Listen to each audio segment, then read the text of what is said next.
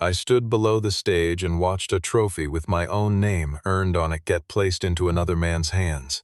$18.7 million in sales. That was mine. Preston Sterling had not closed half of it, yet his mother smiled at 400 employees and called him the future of Asteron. When I asked about the rankings published 1 week earlier, Vivienne Sterling looked at me and said that men in my position should know when to step aside. I did not argue. I folded the results page and slid it into my jacket. 3 days later, the chairman called her. If you want to watch a single father turn a public humiliation into a reversal nobody saw coming, subscribe right now. My name is Grant Keller. I am 42 years old, and for 11 years I sold industrial equipment for Asteron Systems without ever being the loudest man in the building. I did not golf with the executive floor. I did not wear a watch worth more than my car. I did not post pictures of myself standing beside clients in hotel lobbies. What I did was answer the phone at 6 in the morning when a plant manager in Ohio had a conveyor line down and a shift of 90 people standing around doing nothing. That was the whole of my strategy, and it was not a strategy at all. It was just the only way I knew how to work. Because of that, the accounts nobody else wanted always drifted toward my desk. The angry ones. The ones with a history of 3 failed account leads and a procurement director who opened every call by listing our failures in chronological order. Nolan Pierce, our vice president of sales, used to hand me those files with a small apologetic shrug, as if he were passing me a plate of something spoiled. I took them anyway. Within a year, most of them stopped being problems, and within 2 years, most of them were spending more with us than they ever had before. Nobody wrote a memo about that. The numbers simply moved, quietly, in the right direction. That year was the best year of my career, and I knew it before anyone told me. $18.7 million in closed revenue, 164% of quota, 3 accounts that had 1 foot out the door and were now signing multi-year renewals.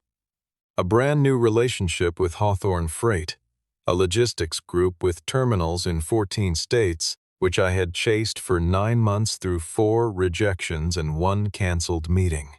Not a single formal service complaint against my name in the entire fiscal cycle. I did not have to guess where I stood. The internal dashboard told me every Monday morning. The award at the end of that year was called Top Seller of the Year, and it was not just a piece of engraved crystal. It carried a bonus of $75,000, an option grant that vested over 4 years, and something more valuable than either, automatic consideration for the Senior Vice President Development track. For most of the floor, that was prestige. For me, it was arithmetic. My wife died 6 years ago, and I have been raising our daughter by myself since she was 7. That bonus meant the roof got replaced before another winter. It meant a college fund that was not a hope, but a number. I never told anyone in the office that, because the moment you explain why you need something, people start deciding whether you deserve it.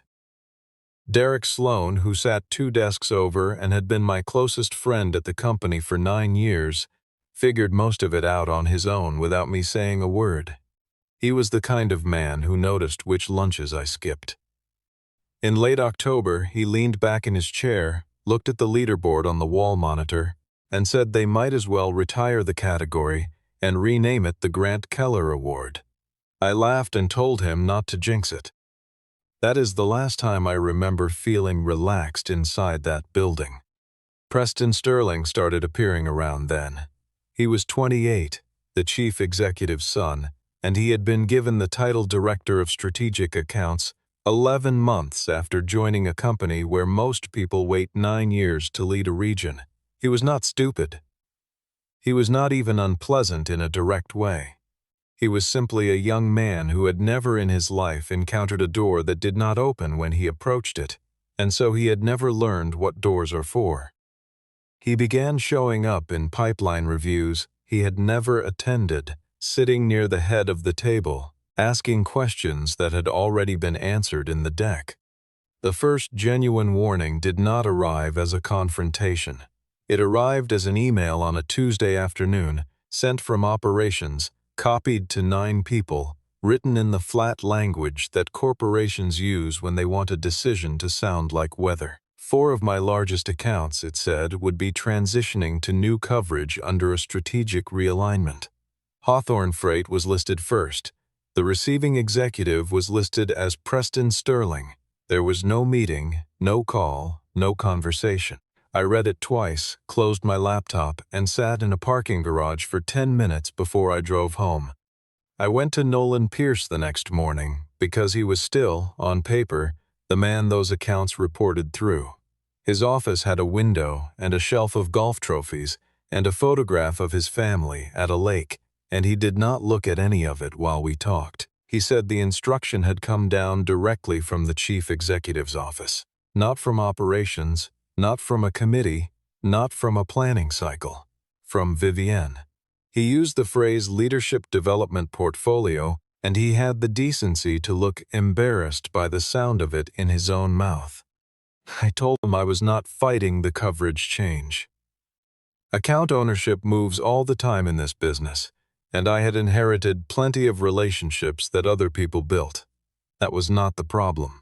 The problem was that the fiscal year had 11 weeks left and those contracts were already signed, already invoiced, already recognized. You can hand someone a relationship going forward. You cannot hand them revenue that was earned behind them. Attribution is not a coat you pass across a table. It is a record of what happened.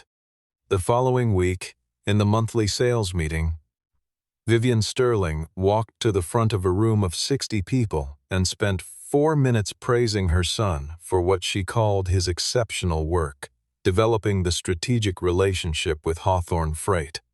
She said it without a flicker. She had a way of speaking that made everything sound like it had already been settled by people more important than you, in a room you would never see. Preston nodded along with the modest expression of a man accepting a compliment he had rehearsed receiving. I sat 6 chairs down and looked at the table. Here is what actually happened with Hawthorne Freight. I made first contact in February after a trade conference where their operations director told me, politely, that they were happy with their current vendor. I called back in April.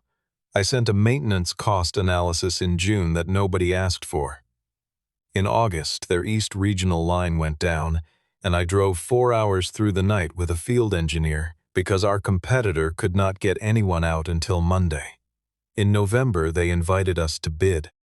Preston Sterling attended 1 dinner, in December, 3 days before signature, and ordered the Branzino. Then Vivienne turned in her chair and looked directly at me, and said she was sure I must be delighted to see a younger generation take the work of those who came before and lift it to a higher level. The room went very quiet. 60 people understood exactly what had just been done, and 60 people understood exactly why nobody would say so. I have thought about that moment many times since. There is a particular silence that happens when a group of adults agrees together to pretend they did not hear something. And it has a weight to it, like water above your head. I did not raise my voice. I said that I had no objection to anyone building on my work, as long as the reporting reflected who produced which result. That was all.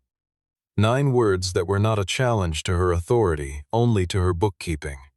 Vivienne's expression did not change, but something in the room's temperature did, and Derek told me afterward that he actually felt his stomach drop. She moved on to the quarterly forecast. 20 minutes later, her assistant asked me to come up to the executive floor. Her office was on the 11th floor, and it was beautiful in the way that expensive rooms are beautiful when nobody actually lives in them. She did not sit. She told me I appeared to be having difficulty accepting a new generation of leadership, and that this kind of resistance had a way of following a person through their career. Then she paused, and she looked at the photograph on my badge lanyard, and she said something I have never forgotten. She said that I had a stable job, and that with my family responsibilities, She trusted I understood the difference between what was worth risking and what was not. That was the moment. The whole shape of it became clear to me. She was not simply elevating her son, which would have been ordinary corruption, the kind every large company metabolizes without noticing. She was buying my silence with my daughter. She had looked at my life, identified the thing I could least afford to lose, and set it gently on the table between us where we could both see it. I said thank you for the clarity, and I left. In the elevator, I noticed my hands were steady, and that surprised me more than anything else that day. 9 days before the gala, the annual leaderboard went out to the entire sales department, as it had every year for 11 years. It was a simple document: rank, name, closed revenue, quota attainment. I was first at 18.7 million. Second was a woman in the western region at 13.4. Preston Sterling, counting only revenue he had personally originated, was seventh at just under $6 million. Derek sent me a photograph of the screen with no message attached. I looked at it for a long time that night after my daughter had gone to bed. The next morning the file was gone. Not moved, not revised, not appended. The link returned an error, and the document had been removed from the internal archive entirely, along with the 2 previous drafts. By 11 o'clock, a new version appeared with a new revision date and no explanation. In the new version, 4 of my closed contracts had been reclassified under a heading I had never seen before in 11 years at that company, called Strategic Corporate Revenue, which by definition was excluded from individual performance attainment. My total dropped by roughly $7 million. The same 4 contracts appeared in a separate column credited to the executive of record for strategic coverage, Preston Sterling. His originated revenue had not changed by a single dollar. What had changed was the definition of the word originated. I fell to second. He rose to first by a margin of $240,000, which is a rounding error in a business our size, and yet was somehow precise enough to be decisive. Whoever built that file had not been careless. They had been careful in a very specific direction. Derek found me in the stairwell, which was where people in that building went when they wanted to say something true. He was furious in a way I could not afford to be. He said they had not beaten me, they had changed the rules after the game ended. I told him that was exactly right, and that it was also the reason I was not going to do anything loud.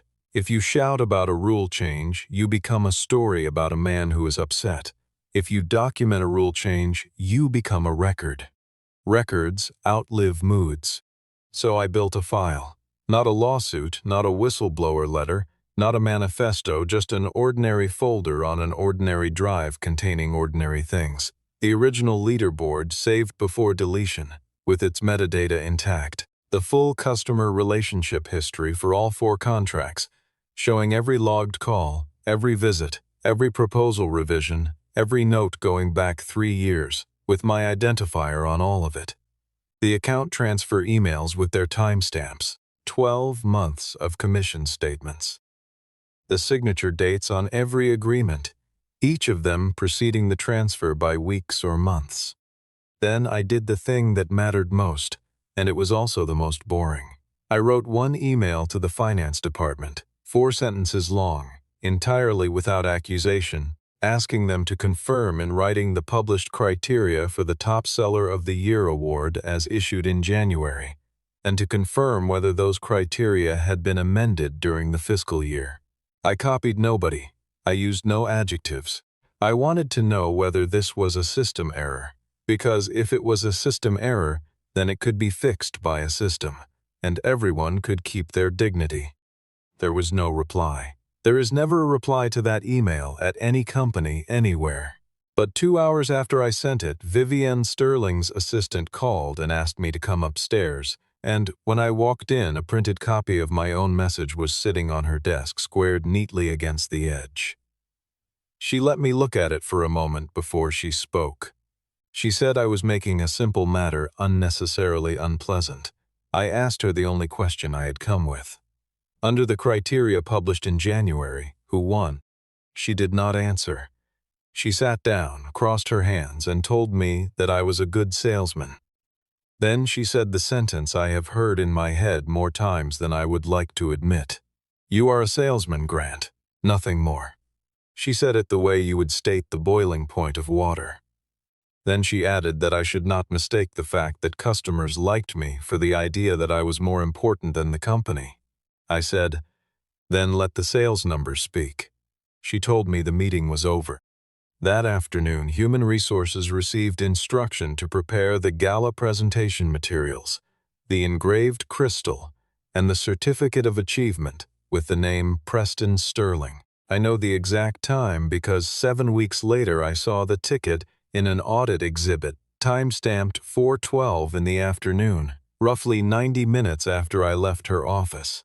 That is the detail I think about when people ask whether she panicked. She did not panic. She simply moved to the next item on a list, the way you would after resolving a shipping delay or a parking dispute. The annual leadership gala was held at a hotel downtown with a ballroom that had chandeliers the size of small cars and a dinner service for 460 people, employees, executives, board observers, and about 30 representatives from our largest customers. I went. Derek asked me twice whether I was sure, and I told him that if I stayed home, the story the following Monday would be that Grant Keller could not handle losing, and that story would follow me longer than the evening would. So I put on the same navy suit I wear to funerals and weddings, and I sat at table 19. They ran the awards in the usual order, saving the largest for last. When the presenter announced the top seller of the year category, the screens behind the stage filled with the year's summary figures, and I noticed something almost immediately. My number was not there, not adjusted downward, not footnoted, not shown in second position. $18.7 million did not appear anywhere on that display. The second place slot showed a figure of 11.3, which corresponded to nothing in any version of any document I had ever seen. They had not just moved the revenue. They had removed the evidence that it had ever been counted. Vivienne walked to the microphone in something silver and spoke for 6 minutes without notes. She talked about a new generation of leadership. She talked about strategic thinking and about the difference between people who move product and people who understand where a company is going. She said the future belongs to those who can see past the transaction. Every sentence was a small stone laid on top of the men and women in that room who had spent the year in airports and rental cars and plant parking lots. And she laid them gently, smiling, without ever once saying anything you could quote against her. Then she said her son's name. The applause was strange. It started, then thinned, then swelled again as people remembered where they were and who was watching them. Preston came up the side steps looking genuinely pleased, which was somehow the worst part, and his mother handed him the crystal with one hand and the ceremonial check with the other and kissed him on the cheek in front of 460 people. Derek did not clap. Neither did the 4 people at my table. I clapped twice, slowly, because I had decided in the car that I would give them nothing to describe. I found her afterward in the corridor between the ballroom and the coat check, away from the crowd, standing alone near a service door with a glass of something she was not drinking. I did not raise my voice, and I did not block her path. I asked one question: would the commission records be corrected? She said I would still be paid my base commission on my closed business. I asked about the award. She said the decision had been made. I asked on what criteria, and she looked directly at me, unhurried, and said, "On the criteria that I am the chief executive." Then she went further, and I have never fully understood why, except that people who have never been contradicted eventually lose the ability to hear themselves. She said that I ought to be grateful that a person in my position was still permitted to sit in that room at all. She said that I sold things, and that her son built the future, and that I should be careful not to confuse the two. I said, "All right." That was the entire content of my response. One word, and I turned and walked back toward the coat check. I did not know until much later that a woman in a charcoal dress had been standing about 20 feet away, waiting for her car, holding her phone against her chest without looking at it.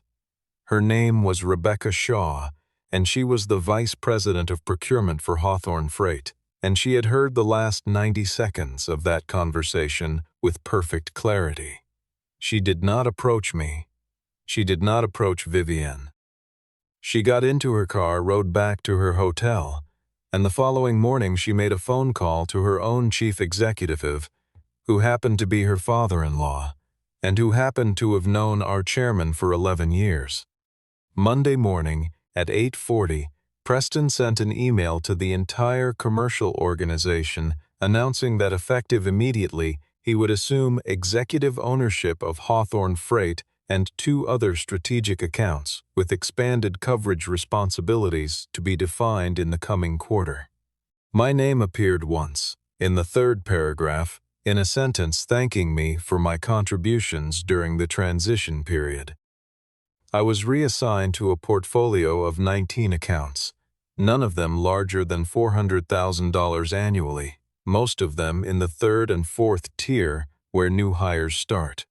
I did not fight it. I want to be precise about this because people assume there must have been a scene. There was not.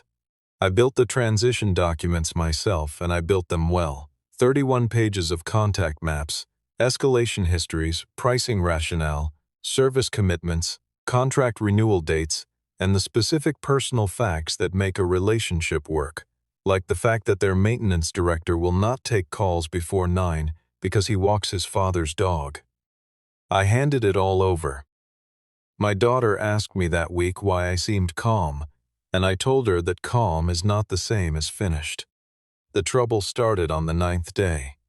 Hawthorne Freight requested a meeting, which Preston took as enthusiasm and scheduled as a relationship review. Rebecca Shaw arrived with 2 colleagues and a folder, and according to 3 people who were in that room.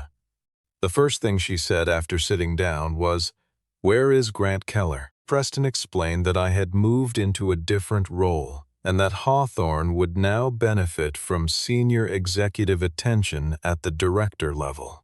Rebecca listened to the entire sentence before she answered. She said that Hawthorne had not requested a change in account leadership, had not been consulted about one, and had learned about it from a mass email. She reminded him that 6 months earlier, their entire Eastern distribution network had come within 11 hours of a shutdown during a supplier collapse, and that the reason it did not happen was that one man had rebuilt a parts pipeline out of 3 other regions over a weekend, on his own authority, and then absorbed the freight cost internally rather than pass it along during a crisis. She asked Preston whether he had read that file. He had not. 2 days later, Hawthorne Freight suspended progress on a contract extension valued at $11.8 million, citing continuity concerns pending clarification of account governance. That is the exact language. A second customer, a mid-sized fabrication group in Pennsylvania, sent a shorter and less diplomatic note asking to be assigned back to their previous representative. A third asked for a call and never scheduled it, which in my experience is worse. None of this came from me. I had made no calls. I had sent no messages. I had done exactly what I said I would do, which was nothing at all. Vivienne summoned me on a Thursday. She had a printed copy of the Hawthorne suspension notice, and she put her finger on it while she spoke. She said I had made customers dependent on an individual rather than on the strength of the brand, and that this represented a serious failure of professional judgment on my part. I said I had never asked any customer to depend on me. She said that I had also never done anything to prevent it. I remember genuinely considering, for a second, whether she believed what she was saying. I think she did. She then instructed me, with human resources present as a witness, that any unauthorized contact with transferred accounts would be treated as a disciplinary matter up to and including termination. I agreed on the spot, without conditions. It was the easiest promise I have ever made because I had already understood something that Vivienne, for all her intelligence, had not. She thought the danger was me talking to customers. The danger was customers talking to each other, and above both of us, in a category she had stopped thinking about entirely, customers talking to the chairman. Everett Caldwell was 67 years old, and he had been chairman of Asteron Systems for 9 years, and to most of the people on my floor, he was less a person than a signature at the bottom of the annual letter. He came to headquarters perhaps 4 times a year. He had no relationship with me of any kind. He had never sent me an email, never attended a regional review I was in, and would not have recognized me in an elevator. That fact is important because it is the reason none of what followed was a favor. The call he received came from Gordon Shaw, the chief executive of Hawthorne Freight, on a Tuesday morning in the first week of February. The two men had known each other since a joint venture in the previous decade, and they spoke maybe twice a year, usually about nothing.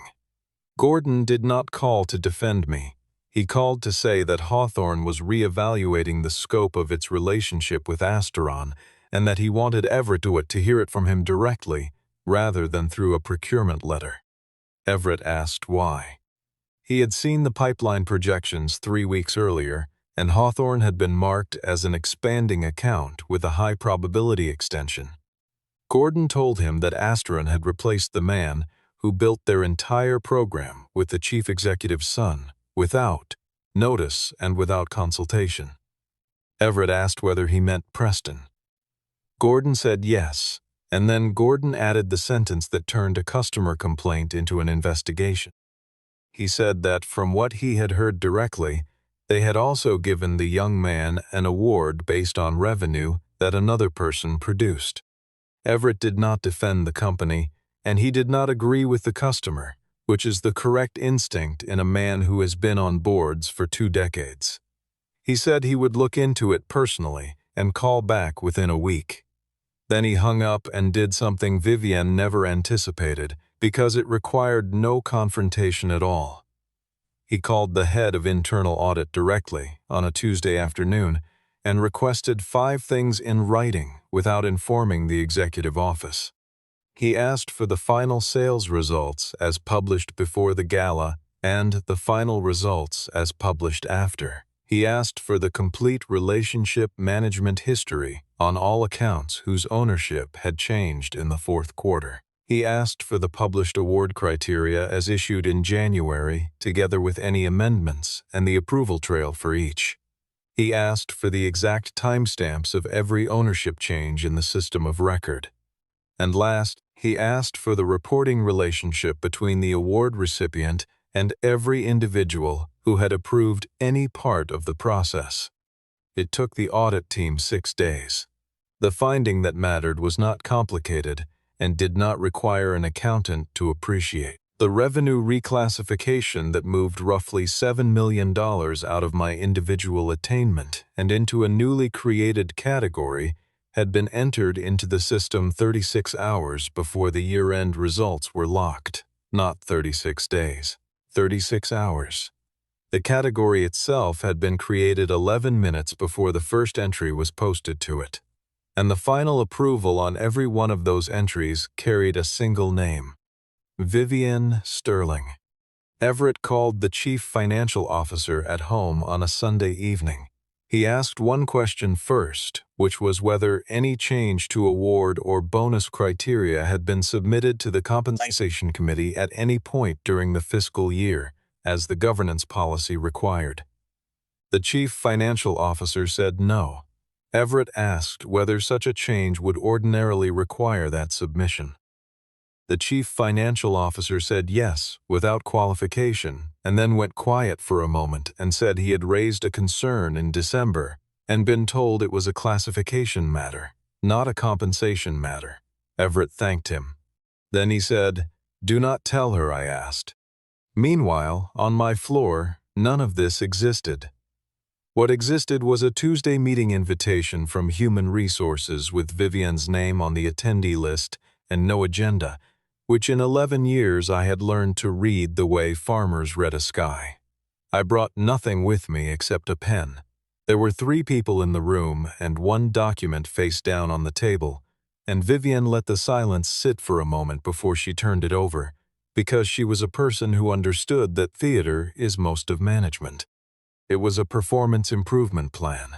60 days, 3 cited deficiencies, failure to support an executive account transition, undermining customer confidence in company leadership, a pattern of negative conduct following the annual gala. It was signed by Vivienne and countersigned by a director of human relations who did not look up from the table during the entire meeting. At the bottom was a line stating that failure to demonstrate measurable improvement could result in separation. I read all 4 pages while nobody spoke. It took me perhaps 90 seconds. Then I asked my questions, one at a time, in a normal voice. Could anyone provide a specific instance in which I declined to complete a transition task, given that I had personally produced the 31-page handover document? No one answered. Could anyone produce a single email, call log, or customer statement in which I disparaged Preston Sterling or discouraged any client from working with him? No one answered. Was any of the 3 cited deficiencies supported by a dated example that could be attached as an exhibit? The Human Resources Director looked at Vivienne. Vivienne lost patience, which was the first genuinely useful thing that happened in that room. She said I was working very hard to make myself into a victim. I told her that I was only asking for evidence. She said that I needed to understand that this company did not revolve around Grant Keller. And I told her, quietly, that I had never once suggested it did, and that the only thing I had ever asked for was that the record match the work. She told me to sign. I signed. Underneath my signature, in clear handwriting, I wrote a single line. Receipt does not indicate agreement. Vivienne looked at it and gave a short laugh through her nose and said that I always had to have the last word. I said no. I said the file should just be accurate. I do not think she heard it as anything but stubbornness, and that is understandable, because to her a file was a tool you used against people. To me, a file was the only thing in that building that could not be intimidated. I stood up, thanked them for their time, and walked out. I was perhaps 30 feet down the corridor when I heard her office phone ring behind me, and I heard her assistant's voice, and I heard Vivienne say, "For what?" I did not slow down. What her assistant had told her was that Everett Caldwell would be at headquarters the following morning at 9.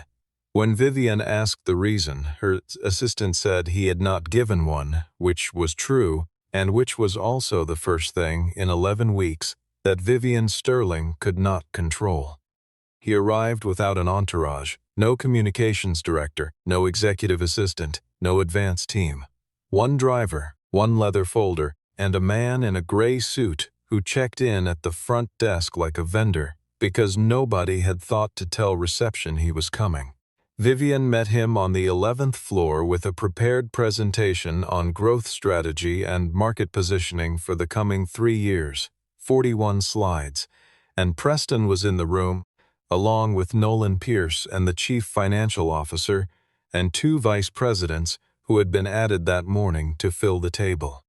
Everett listened for about 5 minutes. He asked 1 clarifying question about capital allocation in the southern region, which Vivienne answered well.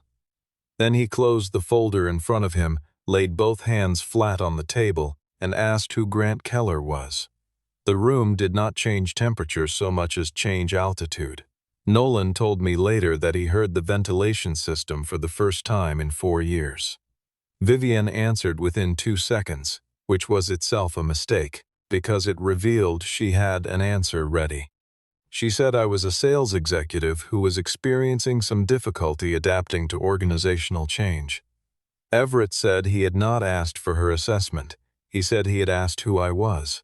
There was a pause, and then Nolan Pierce, who I will always credit for this even though it cost him nothing, at that point opened his laptop and read the facts aloud. 11 years of service, top 3 in the division for 7 of them. First in the division in the current year. account lead on Hawthorne Freight since first contact. Vivienne interjected that Preston currently held executive ownership of Hawthorne. Everett asked whether Hawthorne had requested that change. Nobody answered. He asked it a second time, exactly the same way, with the same intonation, which is a thing I have since tried to learn how to do. Preston shifted in his chair. Vivienne said that customer coverage decisions were an internal management prerogative. Everett said that was not the question either, and then he opened the leather folder and took out 2 printed documents and set them side by side on the table. The first was the leaderboard, as published 9 days before the gala. The second was the leaderboard, as published the following morning. He turned them both to face Vivienne and asked her what had happened in the intervening 36 hours. She said the difference reflected a strategic revenue classification adjustment aligning individual attainment with enterprise value creation. It was a beautiful sentence. It meant nothing whatsoever, and everyone in the room knew it, and she delivered it perfectly. Everett asked on what date that classification had been approved by the compensation committee. Vivienne said the classification was an accounting treatment, not a compensation change. Everett said the classification determined the recipient of a $75,000 bonus and an equity grant, and asked again for the date. She said she would have to review the timeline. He said the audit had already reviewed it, and that the answer was that no such approval existed, and that the category itself had been created 11 minutes before it was first used. Preston spoke then, for the only time in the meeting. He said he had not been aware of any of that. I believe him, actually. I think he had spent his whole life being handed things by his mother and had simply never once asked where any of them came from, and that this was the first morning of his life in which that question was asked out loud in front of witnesses. Vivienne told him not to speak. That instruction, delivered to a 28-year-old director in front of the chairman, told Everett more than any document could. Everett then asked the question that Nolan Pierce says he will remember until he dies. He said, "If Preston was the best seller, why did you have to move someone else's sales into his name?" Vivienne said that raw revenue figures did not capture leadership potential. Everett said that might well be true and that it was an interesting philosophical position and that the award in question was called Top Seller. He asked whether she would like to propose renaming it. Nobody laughed. He was not joking. Finally, he took out one more page and slid it across the table. It was an email from Hawthorne Freight, sent to him directly, stating in 3 sentences that Hawthorne would not execute the pending $11.8 million extension nor consider the 2 additional terminals under discussion, unless account leadership was returned to their previous representative. He let her read it. Then he said, "You removed the person who produced the revenue from the account in order to give that revenue to the person who needed the achievement." Vivienne said that was one interpretation. Everett said no, that it was what the records showed, and that interpretations were what people offered when the records did not help them. He stood, buttoned his jacket, and told her the board would be in contact within 72 hours. He did not raise his voice a single time during the entire meeting. Several people have told me since that this was the frightening part, and I understand why. Anger is a negotiation. Calm is a conclusion. The internal audit report was completed 11 days later and ran to 63 pages. Its conclusions were narrower than the rumors that swept the floor, and I have always thought that made them more damning. It found no evidence of criminal financial fraud. What it found instead was a material conflict of interest in the administration of a compensation award, an unapproved modification of performance criteria after the close of the measurement period, direct interference with sales attribution records by an executive with a personal beneficiary relationship, a documented pattern of preferential placement in hiring and promotion, and retaliatory performance documentation initiated against an employee who had raised a good faith question in writing. The board convened an emergency session on a Friday. Vivienne Sterling was relieved of operational authority pending completion of the review, with immediate effect, which in practice meant her badge stopped working over the weekend.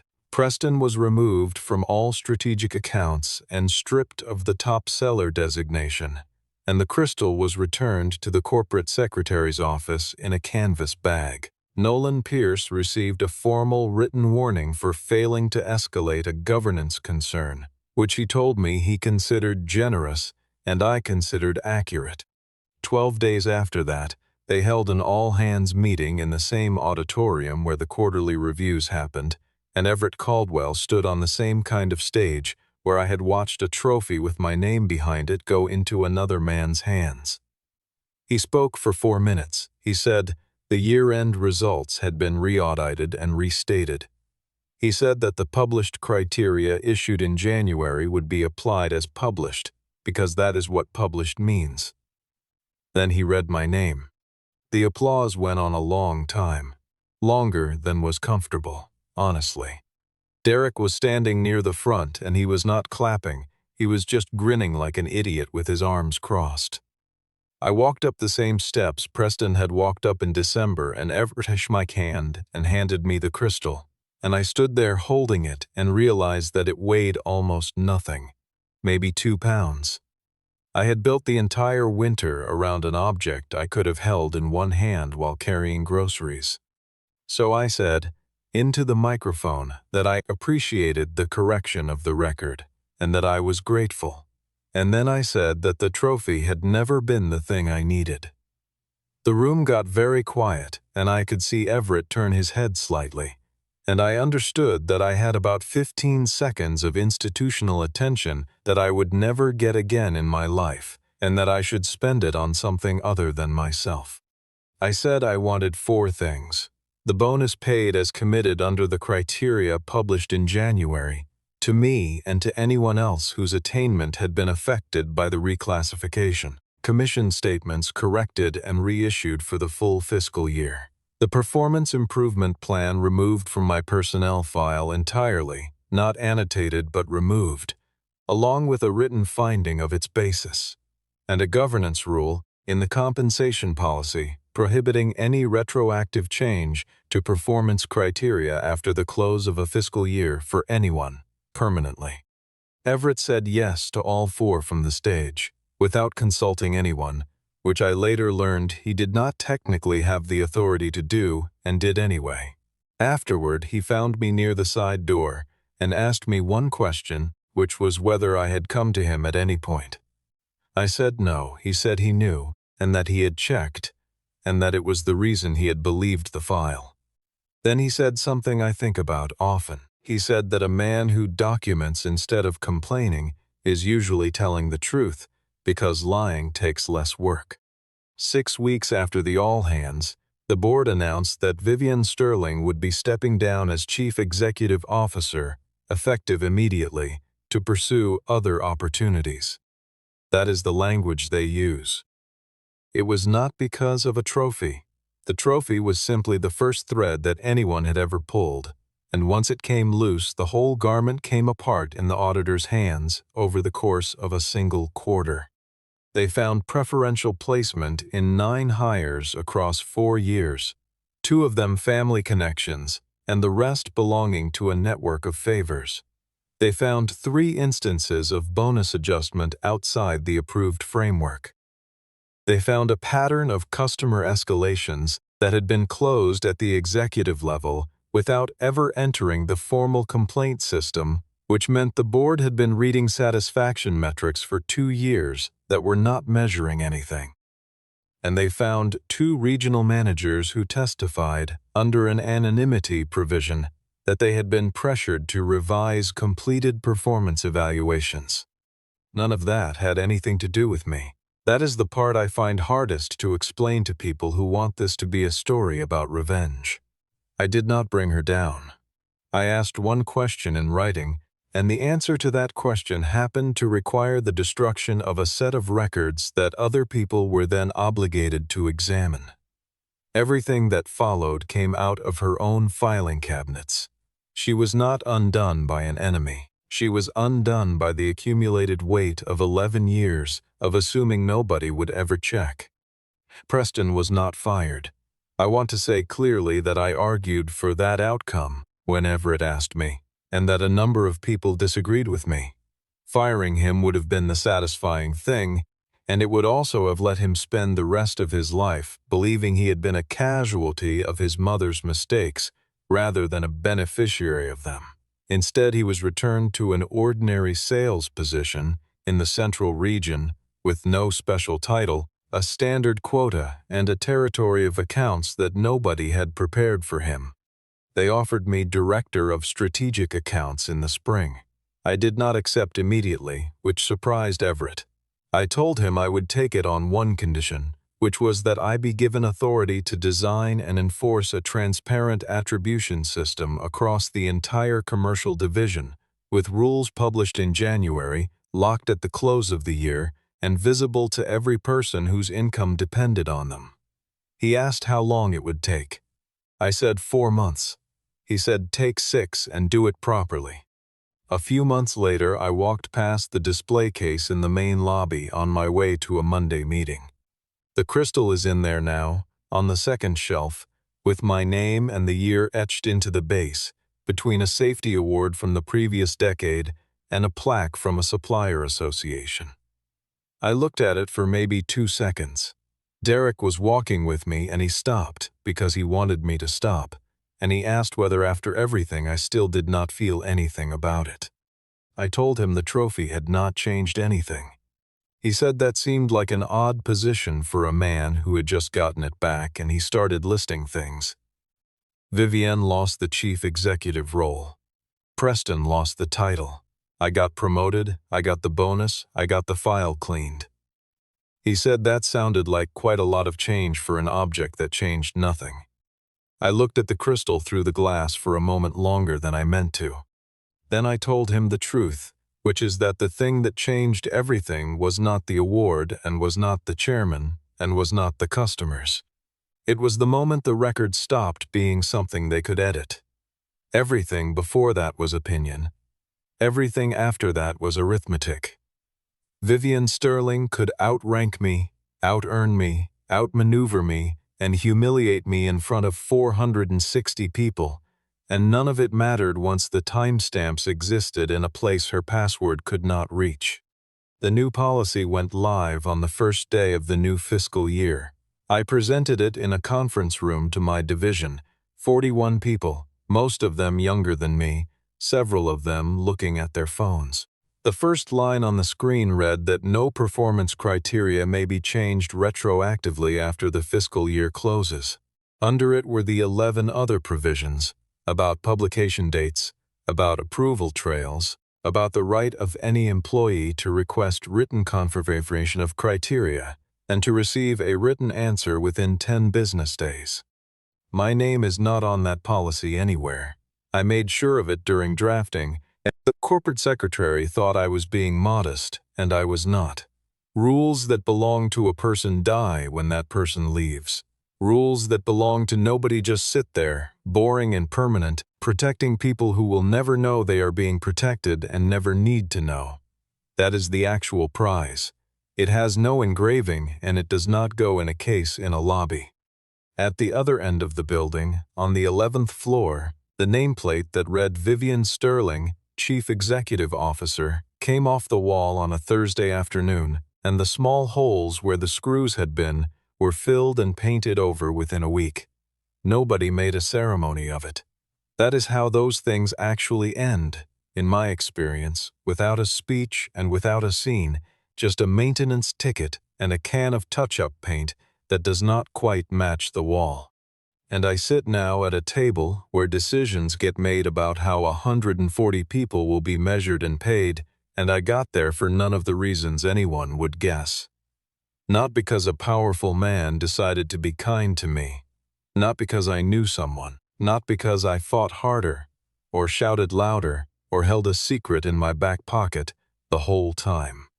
I got there because when every convenient story had been stripped away, The numbers were still sitting there, exactly where the work had left them, and this time nobody is allowed to rewrite them.